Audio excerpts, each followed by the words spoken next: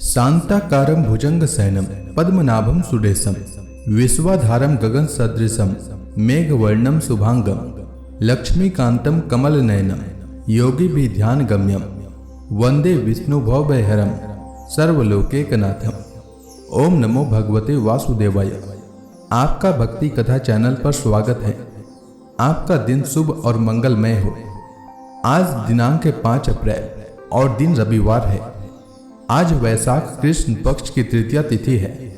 आज सूर्योदय का समय सुबह 6:07 और सूर्यास्त का समय शाम 6:41 रहेगा।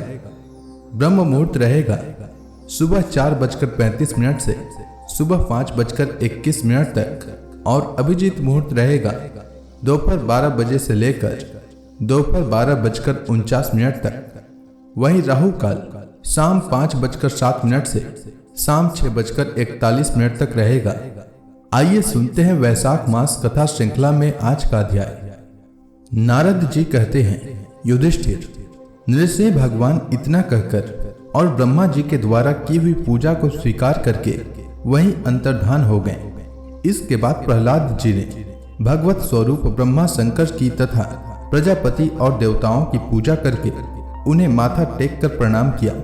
तब शुक्राचार्य आदि मुनियों के साथ ब्रह्मा जी ने प्रहलाद जी को समस्त दानव और दैत्यों का अधिपति बना दिया। फिर ब्रह्मादि देवताओं ने प्रहलाद का अभिनंदन किया और उन्हें शुभाशीर्वाद दिए। प्रहलाद जी ने भी यथा योग्य सबका सत्कार किया और वे लोग अपने अपने लोकों को चले गए। युधिष्ठिर, इस प्रकार भगवान के वे दोनों पार्षद जय और विजय दीति के पुत्र दैत्य हो गए थे। वे भगवान से वैर भाव रखते थे। उनके हृदय में रहने वाले भगवान ने उनका उद्धार करने के लिए उन्हें मार डाला। ऋषियों के शाप के कारण उनकी मुक्ति नहीं हुई। वे फिर से कुंभकर्ण और रावण के रूप में राक्षस हुए।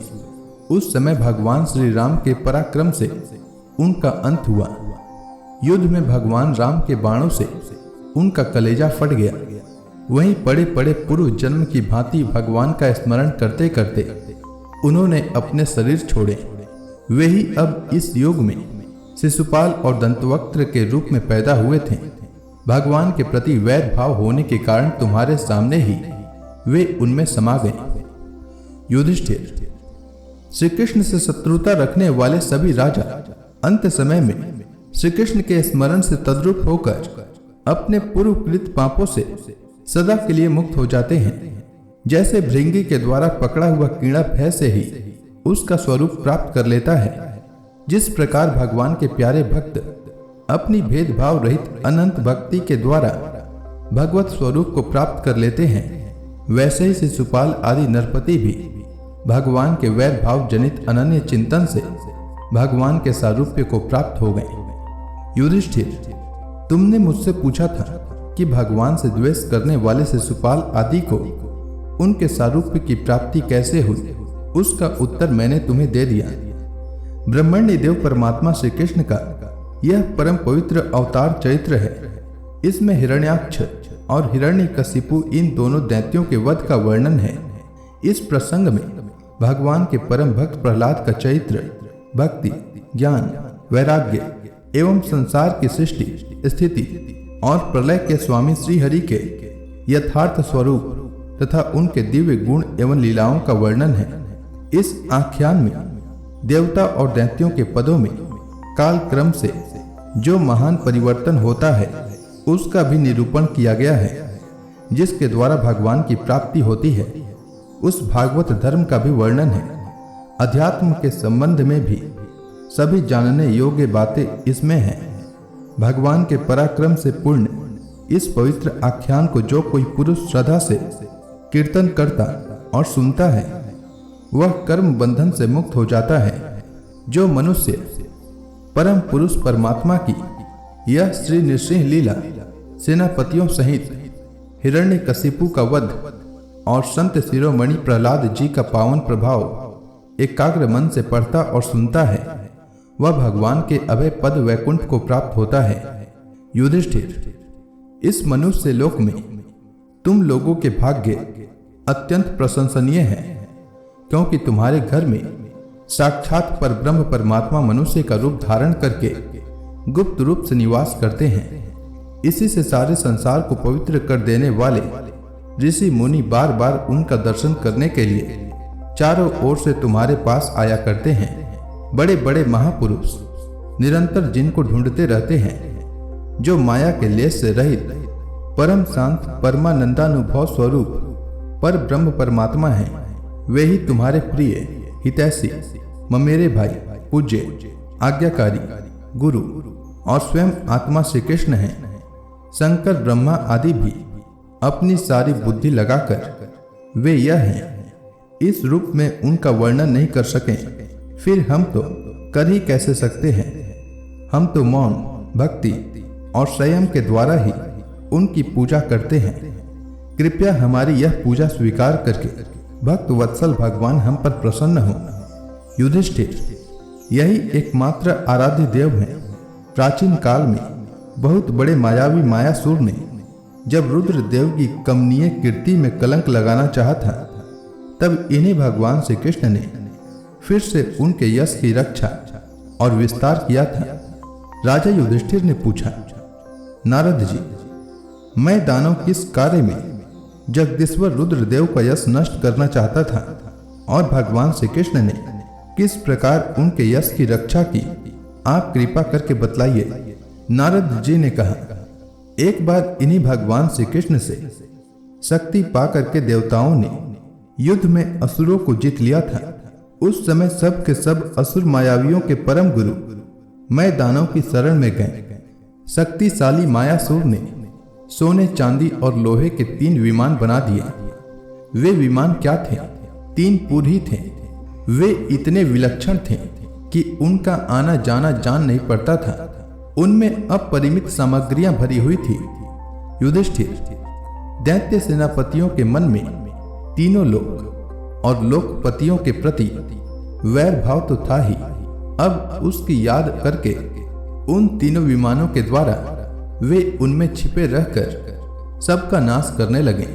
तब लोकपालों के साथ सारी प्रजा भगवान शंकर की शरण में गई और उनसे प्रार्थना की कि प्रभु, त्रिपुर में रहने वाले असुर हमारा नाश कर रहे हैं।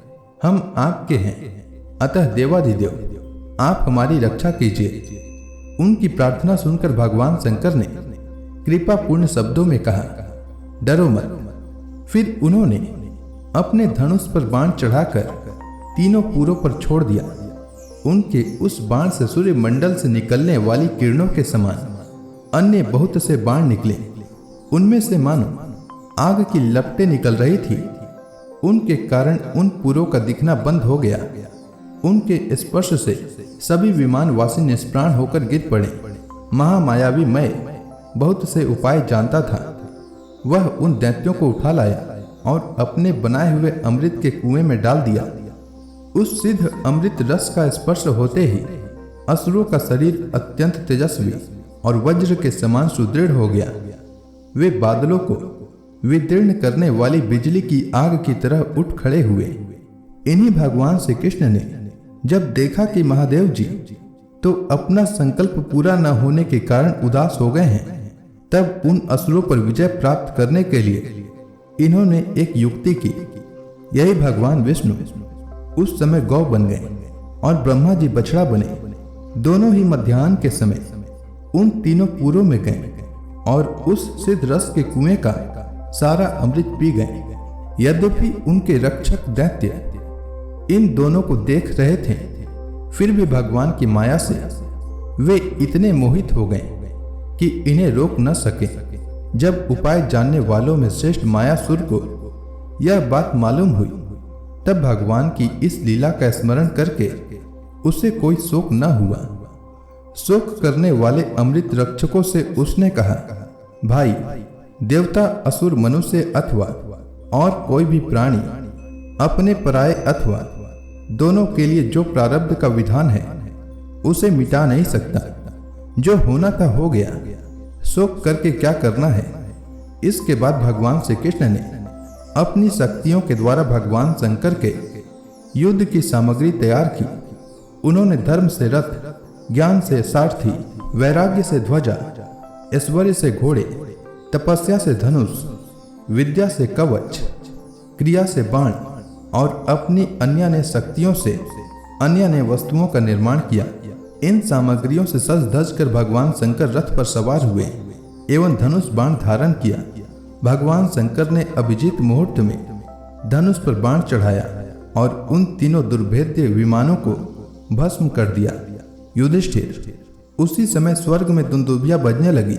सैकड़ों विमानों की भीड़ लग गई। देवता, ऋषि, पितर और सिद्धेश्वर आनंद से जय जयकार करते हुए पुष्पों की वर्षा करने लगे। अप्सराएं नाचने और गाने लगी।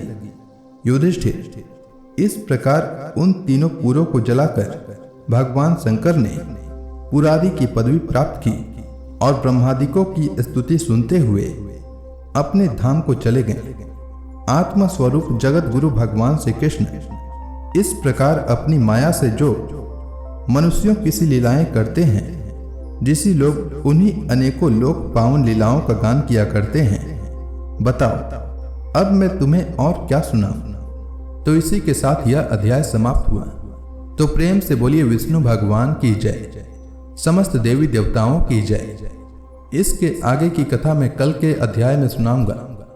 तब तक के लिए भगवान श्री हरि विष्णु का नाम जपते रहें।